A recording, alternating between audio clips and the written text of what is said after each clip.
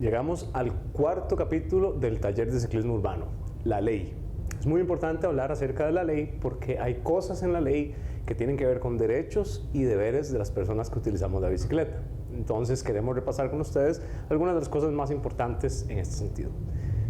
A mí me gusta siempre compartir primero que todo lo más reciente de la ley. En el año 2019 se aprobó la Ley de Movilidad y Seguridad Ciclista y la Ley de Movilidad y Seguridad Ciclista introduce en la legislación costarricense la pirámide de movilidad. Esto es el principio rector de la Ley de Movilidad y Seguridad Ciclista. Eso quiere decir que todo lo que se contempla en esa ley responde a la pirámide de movilidad urbana. ¿Y qué es la pirámide de movilidad? Bueno, es, como pueden ver ustedes, una jerarquía, es decir, un orden prioritario que va desde los peatones, en primer lugar, son las personas más vulnerables y a las que más debemos cuidar todos los demás usuarios viales, hasta los vehículos particulares en el último lugar. El orden en el que están colocados los usuarios viales tiene que ver con dos criterios, con su vulnerabilidad y con su eficiencia. Es decir, los usuarios más vulnerables van a ir más arriba y también los más eficientes van a ir más arriba. Entonces, empecemos por los peatones. Lo decía antes, los más vulnerables de todos los usuarios, es decir, los que más tienen las de perder en caso de un accidente. Son también uno de los usuarios viales más eficientes, ¿verdad? Porque ocupan muy poco espacio, por lo tanto debemos y podemos tener mucho espacio para los peatones para que la gente camine más. Cuanto más camine la gente, pues menos congestión vial hay y menos problemas de movilidad hay, porque pues todos nos podemos mover más eficientemente, justamente. En segundo lugar tenemos a los ciclistas. Entonces vean que los ciclistas estamos por debajo de los peatones. Eso quiere decir que nosotros como ciclistas tenemos siempre el deber de cuidar de los peatones, ceder el paso, ¿verdad? Permitirles que crucen a su ritmo, nada de apresurar a la gente ni de, ¿verdad? Invadir su espacio en las aceras.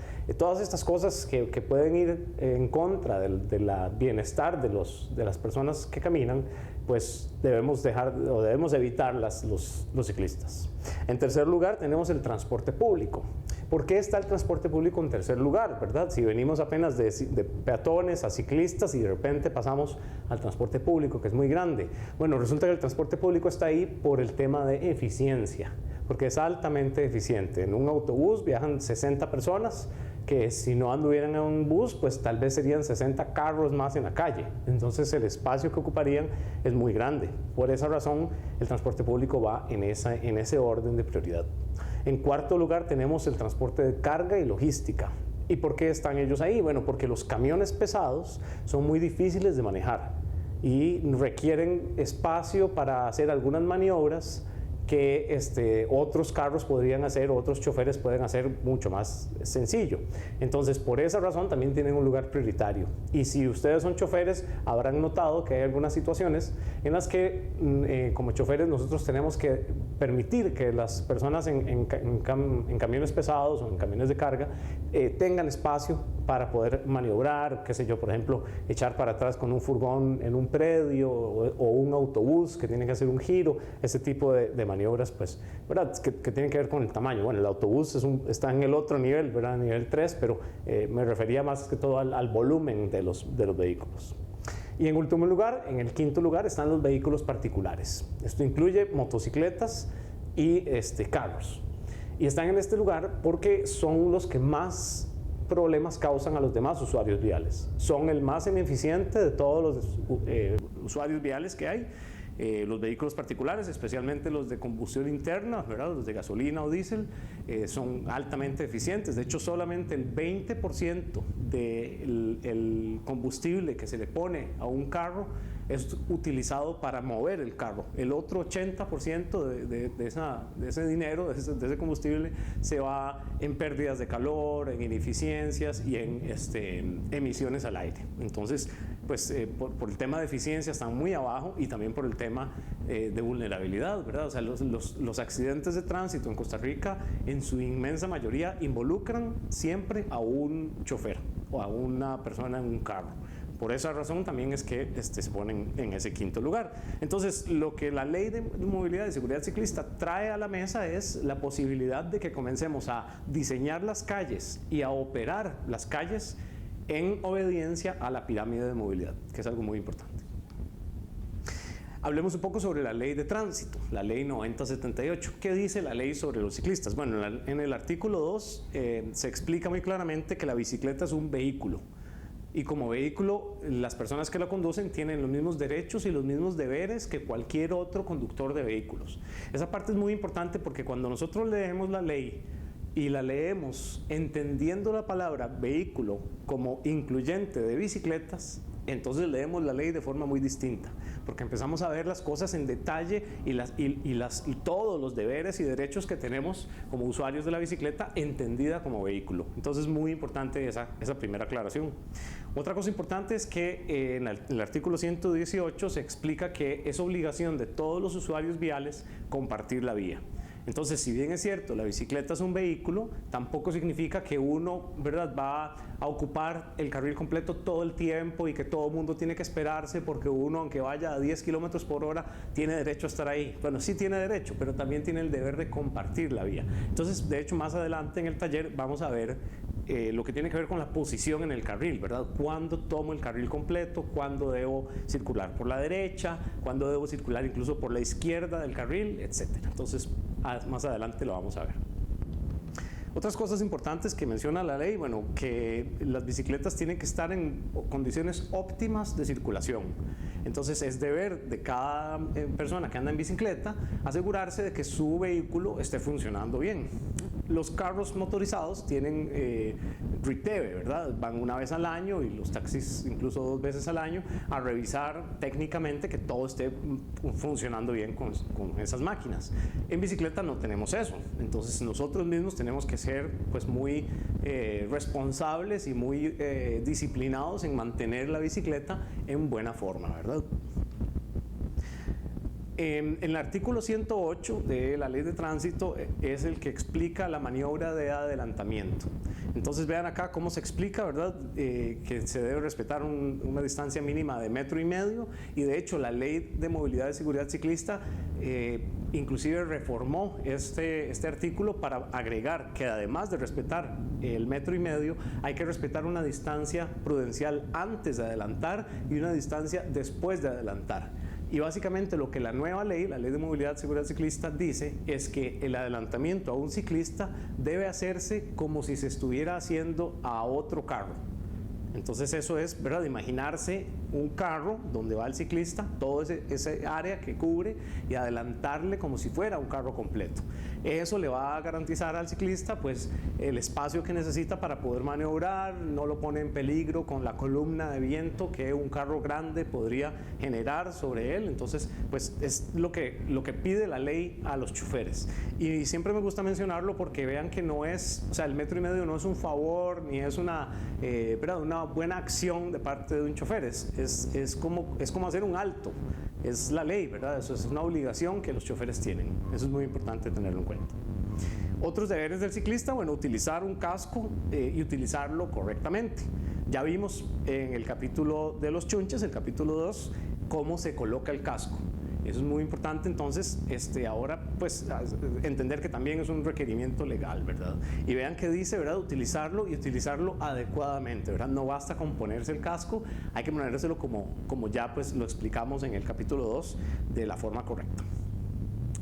Otro deber de los ciclistas es utilizar un chaleco o cinta retroreflectiva o alguna prenda retroreflectiva. Y es importante tener claro que, ¿verdad?, y también lo mencioné en el capítulo 2, no es necesariamente un chaleco, no es necesariamente una cinta reflectiva, es algo que refleje la luz y que la refleje correctamente.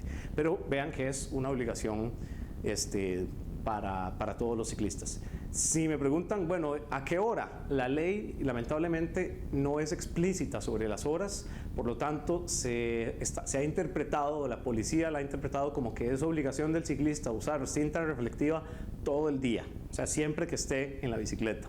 Sobre eso tenemos que trabajar como país, tenemos que reformar esa ley porque no tiene sentido que uno use una cinta retroreflectiva durante el día, porque no hay luz de los carros, de los focos de los carros, que vaya a reflejarse en las cintas. Entonces no tiene sentido. Debería ser, la cinta retroreflectiva debería utilizarse por ley de las 6 de la tarde a las 6 de la mañana, que es por ley las horas en las que los choferes tienen que encender las luces, ¿verdad? Eso sería la lógica o la forma lógica de alinear esos dos requerimientos. Otros deberes del ciclista es circular con una luz blanca o amarilla al frente de la bicicleta. Entonces vean, ¿verdad? Eso es lo que nos pide la ley, que la luz frontal la tengamos, pero además de que lo que pide la ley, vean que en esta gráfica se ve también la luz roja trasera, y la luz roja trasera, como ya lo expliqué también en el capítulo 2, debería ser intermitente. Entonces, no es un requisito legal la luz roja, pero me gusta mencionarlo como parte de la ley porque también eso es algo que yo creo que debe reformarse para que en la ley también se exija la luz roja. En mi opinión, la luz roja es tal vez más importante que la luz blanca, porque desde atrás uno no tiene ojos en la nuca, ¿verdad? Entonces desde atrás la luz hace mucho por nosotros, mientras que la luz blanca pues igual nos ayuda y nos hace visibles, pero es hacia el frente. Entonces, bueno, la recomendación muy importante es que utilicemos también luz roja, ¿verdad? Los ciclistas, como todos los demás usuarios viales, debemos estar en capacidad de identificarnos, o sea, portar con nosotros una cédula de identidad. También actualmente la ley prohíbe que los ciclistas circulen en autopistas de 80 kilómetros por hora o más, si no hay, ¿verdad? Es decir, en autopistas donde no hay infraestructura para ciclistas. Esto ha sido muy controversial en los últimos meses y, ¿verdad? La policía de tránsito pues ha ido a perseguir ciclistas básicamente por circular en zonas de 80 kilómetros por hora. Se está buscando una reforma legal para encontrar más bien un punto de encuentro en el que se pueda circular cuando no hay infraestructura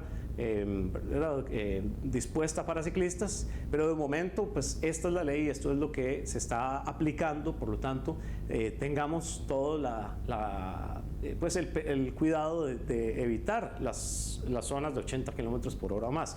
Esto tampoco es un capricho, ¿verdad? O sea, hay una razón técnica detrás de la prohibición.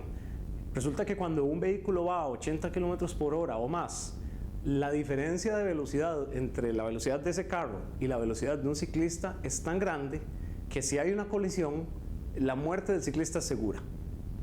Entonces, esta ley o esta parte de la ley, este artículo, lo que está buscando es evitar que si hay un accidente muera el ciclista. Entonces yo creo que eso es importante, pues, rescatarlo, pero al mismo tiempo el paso que deberíamos dar es no prohibir que la gente ande en estas zonas de 80 kilómetros por hora, sino construir ciclovías protegidas y seguras para ciclistas en donde existan estas condiciones de 80 kilómetros por hora o más. Pero bueno, también eso esperamos que avance en los próximos años, justamente porque se promulgó como parte de las obligaciones del Estado en la Ley de Movilidad y Seguridad Ciclista. También es importante aclarar que en la ley de tránsito se solía decir que los ciclistas tienen que circular en fila india. Esto se eliminó. Entonces, bueno, esto que están viendo acá, ¿verdad? Es del artículo 119 de la ley de tránsito, pero quedó reformado por la Ley de Movilidad y Seguridad Ciclista. La Ley de Movilidad y Seguridad Ciclista dice que ahora se puede circular tomando el centro del carril. Ya no habla de la fila india.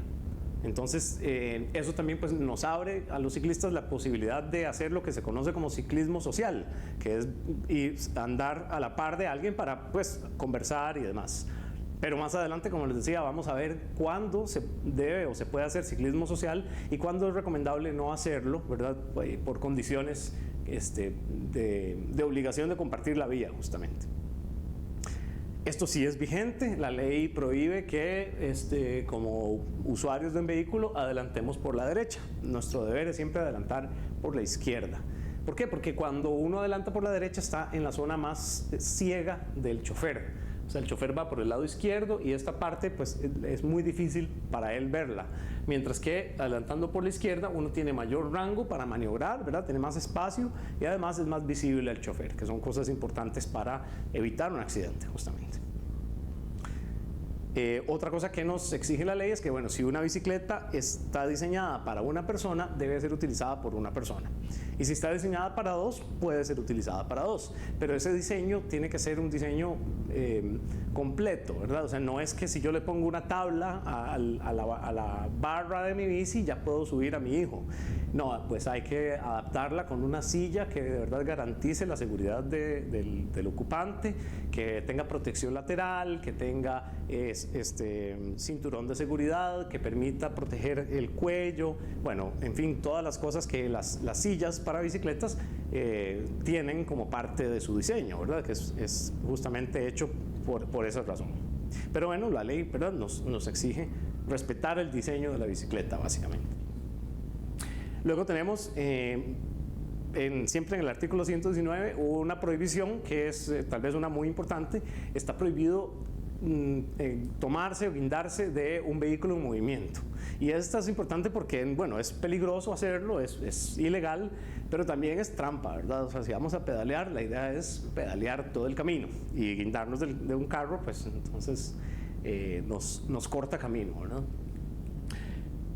Otro deber de los ciclistas, que también es un deber de todos los demás choferes de vehículos particularmente, es circular por el lado derecho de la calle. Y a esto no me refiero al carril, o sea, no es la posición en el carril, sino la posición con respecto a los sentidos de circulación.